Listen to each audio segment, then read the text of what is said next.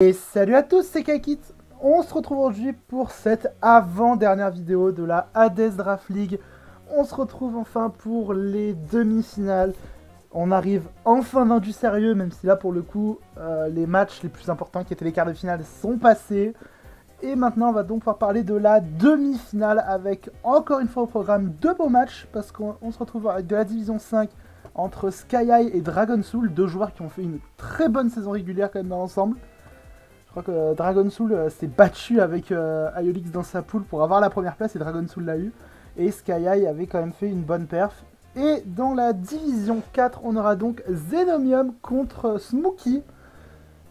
J'ai décidé de changer un petit peu parce que j'essaye quand même de pas commenter les mêmes personnes 2 semaines d'affilée. C'est pour ça que j'ai pas retenu le match entre...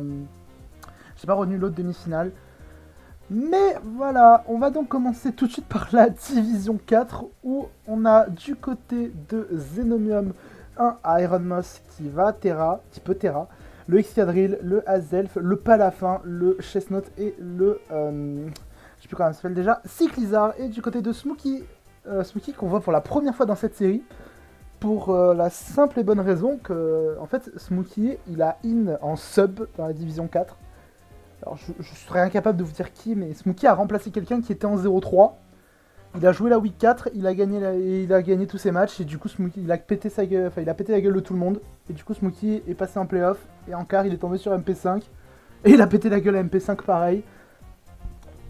Si j'en ai pas encore parlé, c'est tout simplement parce que Smokey c'est un cas un peu particulier, c'est-à-dire qu'il a sub quelqu'un, il a accepté gentiment de sub quelqu'un en division 4. Mais dans les faits, c'est pas un joueur de division 4, c'est un joueur de division 3, voire quand il est vraiment en forme, il peut facilement aller taper de la division 2. Donc, franchement, forcément, ça faisait un peu tâche du coup dans les matchs où forcément Smokey roulait un peu sur ses oppos. Mais bon, on va commencer par cette game. Donc, la team de Smokey avec le Ligantisui, le Incineroar, le Necrozma qui peut Terra, le Roc de Fer, le Swampert et le Swadlon. Ça c'est un petit truc qu'on voit en draft league, qu'on peut voir souvent. D'ailleurs dans l'autre demi-finale il y a aussi un charge à bug. C'est que souvent voilà les bugs à 1 point qui ont accès à la sticky web, c'est toujours pique, c'est toujours plus intéressant parce que la sticky web c'est un Triazard qui est quand même assez fort en draft league. Ça peut clairement sauver des match-ups à certains moments.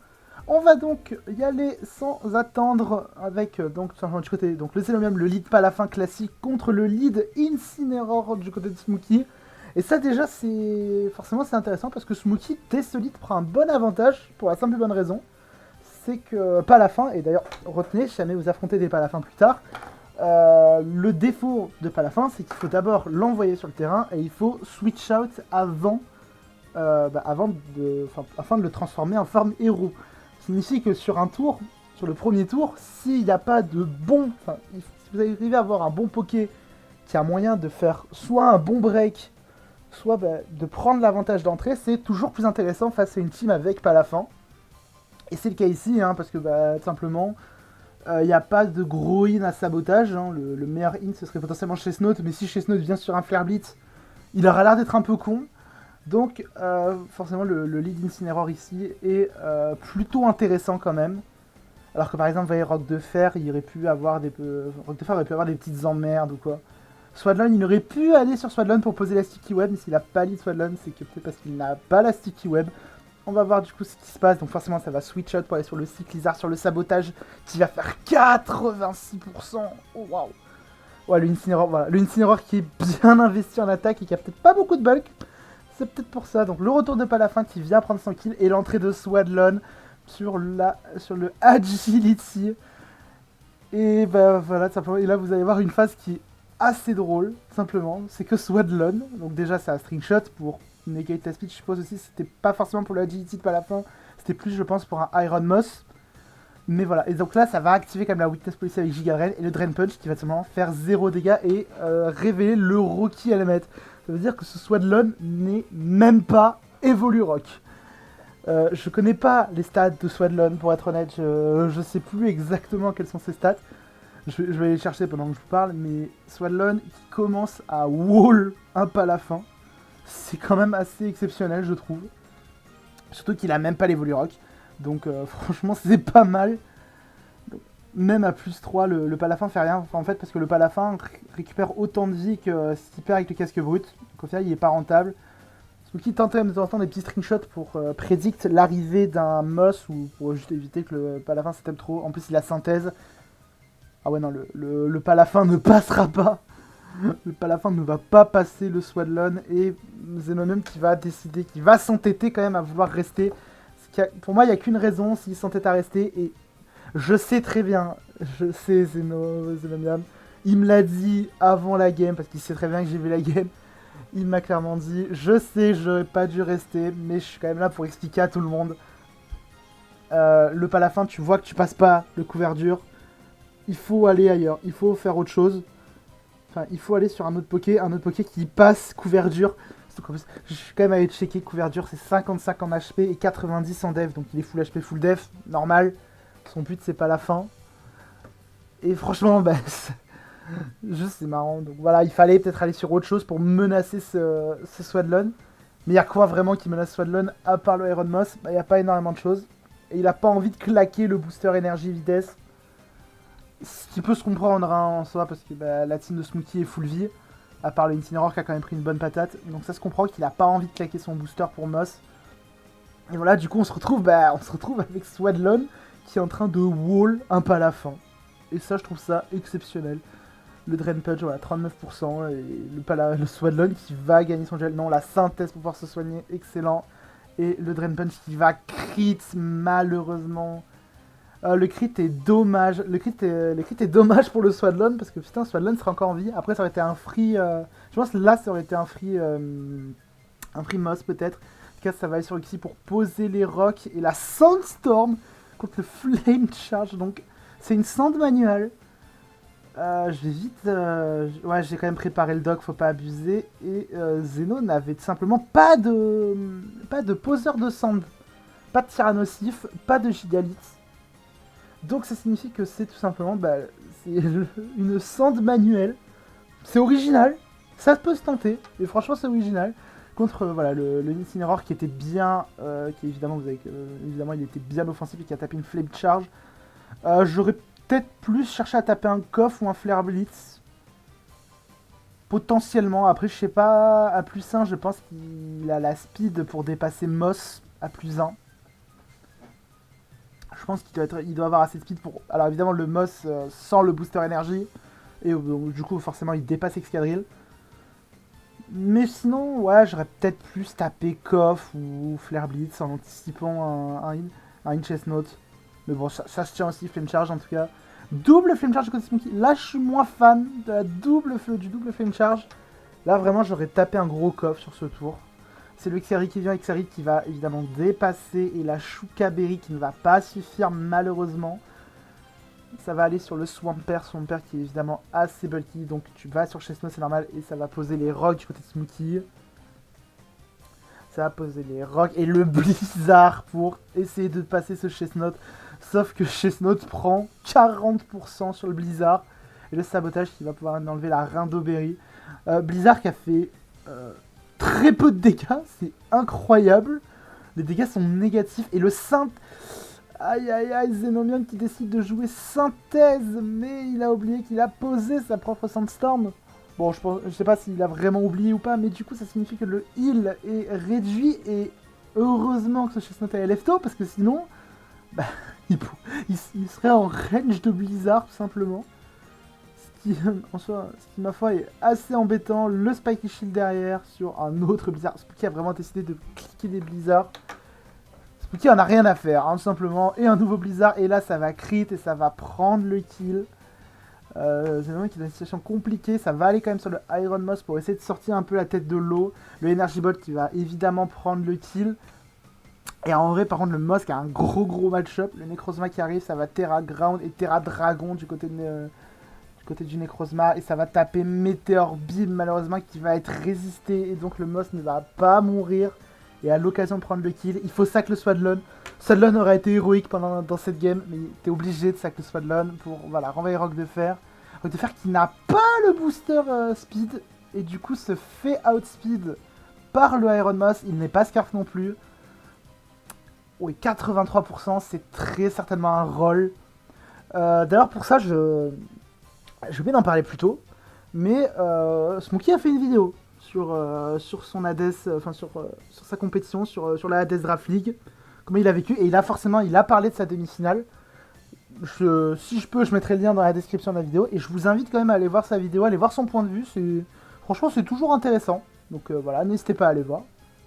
Donc le close combat qui va tuer l'Iron Moss, il reste donc Uxie et Excadrill contre le monde, ça va aller sur le Gigant. Je pense le but du Gigant, parce que je pense qu'à mon avis là le but c'est que comme il sait très bien que Boulder ne peut pas tuer ce Uxie, bah, le but c'est essayer soit de forcer à temporiser la Sand, hein, parce qu'il faut temporiser 8 tours de Sand, ça va être compliqué, soit potentiellement d'essayer de se setup avec Lilligant pour peut-être justement outspeed le Excadrill. Après il a besoin de 2 Victory Dance et ça m'étonnerait que... Oh, le Healing Wish, j'ai rien dit. Ça va venir Healing Wish, la question c'est qui va être Healing Wish, c'est le Necrozma qui va être Healing Wish. Et oh là, je viens, excusez-moi, je me suis arrêté parce que je viens de lire le chat. Le roc de fer était Scarf, mais malheureusement, je pense il a anticipé, enfin, il a voulu dépasser le Scarf, enfin le Scarf modeste, enfin le booster, il a pas dépassé le Iron Moss full vitesse. Après, je sais plus au niveau des stats, je sais plus ce que ça donne, mais quand même pour qu'il y ait un booster speed, il faut qu'il y ait beaucoup de speed quand même. Après, je sais pas exactement, je pense que j'évite à aller checker ça. Tac tac. Iron Moss. Iron Moss, ouais, bah pour qu'il soit. Ouais, c'est-à-dire pour qu'il vraiment il est full speed. Il avait maximum 132 EV en attaque speed du coup pour pouvoir tout simplement avoir le boost en speed et pas en attaque speed. Sinon ça allait être problématique. Donc en tout cas voilà, c'est le Necrozma qui a pris le heal. Le demi-tour forcément pour renvoyer Excadrill. Et là, qu'est-ce qu'a tapé Smokey? C'est une Trick Room incroyable. Et ça signifie que pendant les 4 prochains tours, Necrozma va être plus rapide. Le Dark Pulse qui va prendre le kill. Et là maintenant le constat il va être très simple. Est-ce que Excadrill arrive, enfin le Necrozma arrive le Dark Pulse, donc très certainement pas de Heatwave. Est-ce qu'il va y avoir un flinch? Pas le premier flinch. Smokey a besoin que d'un seul flinch pour peut-être gagner cette game. Attention, ça tape Dark Pulse et ça ne va pas flinch. Et ça, donc, Excadrill va terminer cette game. Le roc de fer qui meurt des pièges de roc. Et c'est donc une victoire de Xenomium sur le fil après un début de match compliqué face à Smokey. Franchement, game très cool. Je pense que c'est l'une des premières fois qu'il y a une bonne game en Division 4. Je vanne un peu, évidemment. Mais franchement, game très très cool de la part des deux joueurs. Et c'est donc au final une victoire de Xenomium qui va se qualifier en finale et qui va donc aller défier Dumbat pour le titre de champion de la Division 4. On verra qui des deux l'emportera. Nous de notre côté, on va donc passer à la Division 5 entre Sky High et Dragon Soul. Encore une fois, un insecte avec le charge à bug. Encore une fois, un Necrozma. Bah dis donc, on tombe souvent quand même, j'ai remarqué quand même, quand je prends mes games, on tombe souvent sur les mêmes Poké. Je crois que la semaine dernière c'était double Skelédirge, maintenant c'est double Necrozma. C'est assez marrant. On va donc y aller tout de suite. Sky High qui donc a décidé donc de ramener le charge à bug, le Azumarill, le Cresselia, le Necrozma, le Ursaluna et le Hoopa Unbound. Triple Psy dans la team de Sky High, mais bon, comme je sais que de base c'est quand même une team Trick Room. C'est pas non plus étonnant, mais bon, ça peut être dangereux quand même. Surtout quand je vois le Iron Moss Terra, le Iron Moss en face, qui a très certainement le Terra dispo. Du côté de Dragon, on a donc le Serperior, le Frostmoss, le Slowking de Galar, le Infernape, le Avalegisui, la star de la Division 5, et le Landorus Therian. On va donc y aller tout de suite. Le lead Azumarill contre le lead Landorus. Et Lando qui va taper Seidia, qui va faire très mal à ce Azumarill, qui a pas beaucoup de bagues, qui a peut-être pas beaucoup de bagues, et qui a surtout tapé Whirlpool. Whirlpool plus Lefto. Donc c'est un Azumarill qui est censé être défensif. Je pense qu'il va être défensif spé et pas physique. C'est pour ça qu'il a pris une énorme tarte sur le séisme. Le Lando aussi qui a révélé ses Lefto. Et ça déjà c'est une bonne info à prendre. C'est que forcément quand le Azumarill te révèle Whirlpool, c'est qu'évidemment il n'est pas Call of Force, hein. Il est Sapsipper, donc le Azumarill est vraiment SPDF pour venir sur le Serperior, je pense. Ça lui permet de venir sur le Serperior, d'avoir un bon switch-in à Serperior pour éviter que ce soit trop la galère. Donc le Whirlpool le protecte pour temporiser un petit peu, pour gratter un petit tour. C'est toujours ça le prix, tu prends un petit tour de lefto. Lando n'a pas posé ses rocks, il a préféré taper séisme encore, peut-être qu'il n'a pas les rocks, c'est possible. Le Smackdown en anticipant le Cresselia, et ça veut dire qu'il peut juste continuer de spammer les séismes comme un débile. Et c'est ce qui va faire le réflexe, qui va permettre donc évidemment qui va entager l'entrée de Frostmoth sur le heal. Attention à ne pas laisser ce Frostmoth se setup gratuitement, c'est pour ça que ça va aller sur le Woopa, mais ça va taper Defog du côté de Dragon. Donc pas de setup du coup Defog, peut-être que du coup ce Frostmoth n'a pas un set de setup, peut-être c'est juste un set un peu de support. C'est fort probable, en vrai. Après bon, Sky qui avait quand même fait le bon move, c'est-à-dire envoyer sur Woopa pour avoir une grosse menace physique. Assez ballsy quand même en se disant qu'il va pas taper Bug Buzz, parce qu'il a toujours la possibilité de taper Bug Buzz ou U-turn, et bah Woopa il kiffe pas le U-turn ou Bug Buzz. Mais bon, ça je pense qu'en vrai il pouvait s'attendre à un light screen, donc pourquoi pas. Dragon, Dragon a fait pas un mauvais play je pense. Mais ouais, je suis quand même un peu chagriné. Je suis quand même un peu chagriné, mais bon, c'est pas grave. Écoutez, j'aurais préféré peut-être un petit Bug Buzz qui part à la place de ce Defog. Petit Bug Buzz gratuit, je sais pas, bon, tu dépasseras sûrement pas le Cresselia, donc tu feras 0 dégâts. Puis ça te permet de checker un petit peu la répart du Cresselia ou quoi.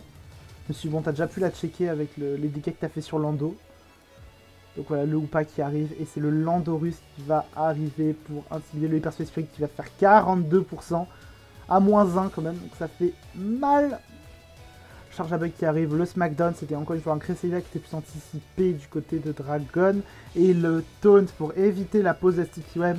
Voilà pourquoi Swadloon est supérieur à Charge à bug, parce que Swadloon a simplement Mirror Coat et peut donc renvoyer le Taunt avant de voir poser ce Sticky Web, ce qui est très pratique. En tout cas, ça va directement sur le Ursaluna qui va manger le C 47%. Ce Lando est vraiment max attack à la même temps. Il met des grosses patates, c'est incroyable. Le Ice Punch quand même qui va venir prendre le kill, mais du coup l'Ursaluna est très lourd en vie. L'Infernape qui arrive, qui vient, bah, tout simplement je pense taper un petit demi-tour, voilà. Ça voulait prendre son petit kill avec demi-tour. Ça va quand même aller crisser à Orbe Vie du côté d'Infernape. Le Majestic qui arrive sur la provoque et le bon psycho quand même. Ça voulait empêcher la pose d'un light screen, ce qui peut se comprendre. Après, Sky avait quand même le Azumarill gratos. Il avait un Azumarill gratos et je sais pas s'il a un Terra ce Serparior. Dragon a changé tous ses types Terra. Non, il a pas changé tous ses types Terra. Ah, c'est un Terra Ice du côté de Serparior. Il y a un Terra Ice, il y a un Terra Ground avec le Frostmoth. Et après, il y a un Terra Ghost du côté du Avalegisui. Et du côté de Sky, je crois que Sky aussi n'a pas changé ses Terra. Le Ursaluna était Terra Grass, donc peut-être qu'il n'y avait que le Ursaluna qui pouvait Terra, c'est fort probable au vu du 6.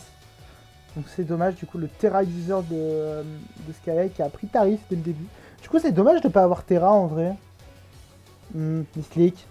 Il fallait pas mettre les deux boutons à côté les gars, franchement, vous avez déconné. Franchement là c'est dommage peut-être de ne pas avoir Terra. Parce qu'en vrai là t'aurais pris moins de dégâts. Je sais pas s'il avait un autre Poké qui pouvait Terra Sky, mais bon c'est pas grave. Donc on reprend donc la provoque sur le Psycho bien anticipé par Sky. L'Azumarill qui vient. L'Azumarill peut venir gratuitement, voilà, le Liftorm Self-Seeper. L'Azumarill est vraiment qui est free à chaque fois sur le Serparior. Provoque une nouvelle fois. Je suis pas fan de ce provoque. Oh, le Whirlpool qui va rater quand même. Donc c'est pas plus mal. Peut-être que c'est un Serparior vraiment sub pour essayer de stall le blocking, le stocking de galère qui arrive. Frostmoth qui revient, qui va pouvoir Volt Switch pour rentrer ou pas. Il y a un Hyper Space Fury qui peut partir. C'est le Avalegisui qui revient. Ça fait forcément 0 dégâts, hein, c'est normal. L'Azumarill revient sur le soin du Avalug. Forcément, il faut remettre la pression, il faut tenter potentiellement de trapper le Whirlpool qui arrive pour mettre des petites chips. Je sais pas si là, franchement, je regrette que l'Azumarill n'est pas coff, surtout que là, il va taper Protect et bah voilà, Chill Reception. Le Glocky a juste à se barrer. Et c'est Frostmoth qui revient, le Defog. Franchement, il n'y avait que des fois qui va pouvoir poser le voile Aurore. C'est sympa. Et le séisme, malheureusement, ça a tapé séisme, mais ça a anticipé un Valagisui du côté de Sky High. Et le Frostmoth qui est plus lent que le Ursaluna. Donc, est-ce que ce Ursaluna est très rapide? Je pense que c'est possible parce qu'il a quand même pris une bonne patate sur séisme. Et je pense aussi que le Frostmoss, forcément, le Frostmoss, ça a pas d'invest en vitesse, tout simplement. Donc franchement, c'est assez étonné de voir, voir cette interaction, mais bon. Dommage d'avoir tapé séisme, ça anticipé la Valak d'issue. Après, de toute façon, je pense que la Valak d'issue... Non, je pense pas qu'il prenait le 2 HKO sur séisme, parce que ça reste à Valak sur le physique.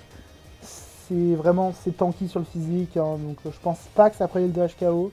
Ça pouvait couvrir un Stalking Galar, donc mais moi je pense quand même que Façade était mieux, ou Fire Punch. En plus on est sous snow, donc le séisme aurait fait vraiment 0 dégâts à Valak, c'est dommage. Voilà, hop, le U-turn qui permet de renvoyer Infernape qui va reprendre U-turn.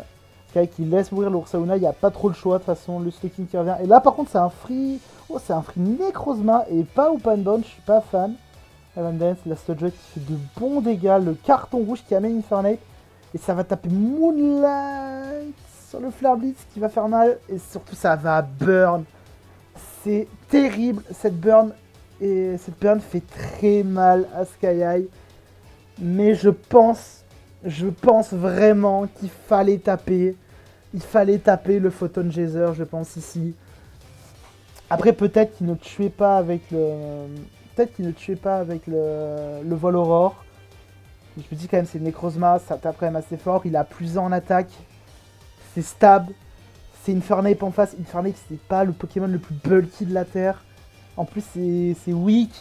Je pense qu'il fallait taper le Photon Geyser ici au lieu d'essayer de se soigner. Mais là, le problème, c'est comme tu as voulu te soigner, bah, tu prends un Flare Blitz. Flare Blitz, c'est normal. Tu allais prendre demi-tour. Demi-tour, tu aurais fait peut-être moins de dégâts, mais ça fait quand même mal. La burn est quand même terrible parce que bah, du coup forcément le Necrozma maintenant qu'il est burn alors qu'il est physique ça empêche beaucoup de choses. Le Photon Geyser qui va quand même tuer mais moi je pense du coup c'est dommage de ne pas l'avoir tué avant. Parce que là du coup attendez parce que là le Photon Geyser a fait 45 ça, je pense que ça aurait fait plus hein. Moi je pense que ça pouvait tuer. Après peut-être ça tue pas et je suis un connard mais je pense que ça pouvait tuer. Du coup le Serperior qui revient ça va double switch directement sur le Galar, sur le Stalking de Galar. Hop, le Photon Geyser qui fait quand même 37%. Le Necrozma fait quand même mal. Après, il est quand même à plus 1, c'est pour ça. Moonlight, pas de séisme. Il fallait taper séisme une nouvelle fois. Je pense que ce Stalking de Galar, il a révélé qu'il est très bulky. Enfin, il est bien investi en offense. Du coup, c'est dommage de ne pas avoir tapé séisme. Ah, oh, oups, j'ai spoil qu'il avait séisme. My bad, vous voyez, 48%, ça aurait pu prendre le 2 HKO. C'est dommage. Loopon qui revient, et ça va aller sur le Frostmoss, et ça va aller sur le Psycho. En plus de ça, déjà que Sky a pas forcément la meilleure luck du monde. Si en plus il commence à perdre les 50-50, ça commence à être compliqué. Le Azumarill, le demi-tour. Demi-tour pour aller sur le Slowking de Galar, Slowking de Galar qui revient tranquillement. Ça veut remettre la pression avec ou pas le Sludge qui va faire quand même 40%, la vache. Il a révélé un item, je pense pas qu'il a révélé d'item, donc peut-être qu'il est lunette choix, c'est possible. Psycho une nouvelle fois, malheureusement, c'est encore raté, ça a quand même crit, donc en vrai. Le Frostmoss ne revient pas sur 2 Psychos, ça c'est intéressant à savoir. Charge à bug qui vient sur le Serperior, attention. La provoque, et ça va taper Leafstorm au lieu d'aller sur le Azumarill directement. Ça aurait été plus intéressant d'aller directement sur l'Azumarill, mais bon là tu peux y aller maintenant et tu vas aller sur le Open Bound qui est mouche for chat. Ok, bon, ça va. Assez étonné que Dragon soit laissé avoir, parce que bah, ramener ou pas comme ça. Après, ou pas, ça a quand même une grosse PDF. Donc peut-être que le Leafstorm ne tuait pas, c'est possible. Mais quand même, je pense que... Assez étonné quand même que ça laisse mourir le Serperior comme ça. Après, Serperior, tant que Azumarill est en vie, bah, Serperior peut pas faire grand chose. Donc c'est compliqué. Du coup, le Woopa qui est lock sur Gunshot, tu peux aller tranquillement sur la vague d'issue. Je serais peut-être allé sur le Stalking pour prendre un petit tour de régène pour me remettre full vie. Bon, en tout cas, ça va aller sur le Cresselia, sur le Iron Defense, ok. Psycho, 44% sur le double Iron Def. Pas fan de ce deuxième Iron Def, ça va taper Psycho une nouvelle fois sur les Recover. Ah, le Psycho, c'est un peu juste, hein. Là, il a juste besoin d'une drop pour gagner le duel de Cresselia. Par contre, Cresselia qui veut pas se heal. C'est cool. Je sais pas pourquoi il veut pas se heal. Gate qui fait 23%. Et derrière la Custab Berry. Body Breath, ça va tuer ou pas? Ça ne tue pas à 2% près. Le Psycho qui va tuer. Il reste que Stalking Galar et Frostmost du côté de Dragon, ça va être compliqué. Le Moonlight pour ce heal, le Sludge Wave qui va être tanké. Oh, le poison qui fait mal encore une fois. Le Light Screen, voilà quand même Sky qui peut poser son Light Screen avant de mourir pour le Hoopa. Hoopa devrait pouvoir clean la game, maintenant il est juste à taper des Hyperspace Fury, voilà, Hyperspace numéro 1 qui va prendre le kill. Et le Stalking, même Specs, ne pourra pas tuer le Hoopa. Ça va donc être une victoire de Sky sur le score de 3-0. Sky qui se qualifie donc pour la finale. Encore une fois, un bon match quand même dans l'ensemble. Dommage, je pense qu'il y a des petites erreurs de management qui coûtent assez cher à Dragon. Et même Sky s'est pas rendu le... Enfin, Sky avait quand même un bon match-up overall et il s'est pas rendu... Enfin, le Axe a quand même... Il a vraiment mis du bâton dans les... Enfin, du bâton. Ouais, il a vraiment mis des bâtons dans les roues. C'est pas grave, en tout cas, Sky s'en est tiré. Et Sky ira donc défier... je sais plus, j'ai dit tout à l'heure, Tiger. Il ira donc défier Tiger en finale de donc, de la Division 5. Et ben écoutez, sur ce, je vais m'arrêter là, tout simplement. J'espère que cette vidéo vous aura plu. La semaine prochaine sera donc l'avant-dernière vidéo sur la Hades Draft League. Ce sera les vidéos sur les finales. On va donc commenter les deux finales. Donc Xenomium contre Dumbat et Sky High contre Tiger. Et enfin, la dernière vidéo, ce sera une vidéo récap. J'ai décidé simplement de faire une vidéo récap mon bilan perso de la Hades. Je reviendrai un peu en détail sur les divisions, sur ma draft. Je reviendrai un petit peu dire ce que je pense tout simplement de l'ADL. Même si bon, j'ai déjà dit en MP à Hurtado ce que j'en pense. Mais bon, je ferai quand même cette petite vidéo. Et surtout donc, on se retrouvera donc la semaine prochaine. C'était Kaikit. Ciao tout le monde.